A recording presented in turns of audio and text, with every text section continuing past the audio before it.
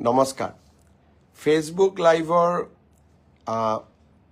এই এপিসোডলৈ আপোনালোকক আদৰণি জনাইছো আজি কেইটামান কথা আপোনালোকৰ লগত পাতিম বুলি মই ফেচবুক লাইভলৈকে আহিছো আপোনালোক সকলোকে স্বাগতম জনাইছো যোৱা মাহটোত আমি সকলোৱে এটা নেদেখা পৰিবেশৰ মাজেৰে আগবাঢ়িলো বিভিন্ন সৰকাৰি কামকাজ বহু ক্ষেত্ৰত স্থবিৰো হৈছিলে বহু ক্ষেত্ৰত পিছুৱাইও গৈছিলে গতি আকৌ উভতাই আনিবৰ বাবে আমি চেষ্টা কৰিছো প্ৰথম অৱস্থাতে বা প্ৰথম ফেচবুক লাইভৰ প্ৰথমতে মই আপোনালোকক জনাব খুজো এডিআৰই পৰীক্ষা পুলিচৰ পৰীক্ষাত পাছ কৰা বা শিক্ষকৰ বাবে উত্তীৰ্ণ হোৱা বহু যুৱক যুৱতীৰ মাজত উৎকণ্ঠা হৈ আছে যে আমি আমাৰ এপইণ্টমেণ্টবোৰ কেতিয়াকৈ পাম মই সকলো প্ৰশ্নৰ লাহে লাহে উত্তৰ দি যাম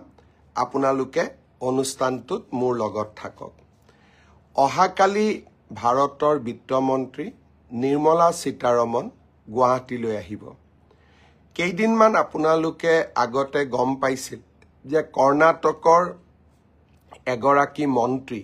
যাৰ দেউতাক নিখিল ভাৰত কংগ্ৰেছ কমিটিৰ সভাপতি প্ৰিয়ংক খাৰ্গে অসমৰ ওপৰত এটা অদ্ভুত মন্তব্য দিছিলে যে অসমত স্কিল আৰু টেলেণ্টেড মেন পাৱাৰ নাই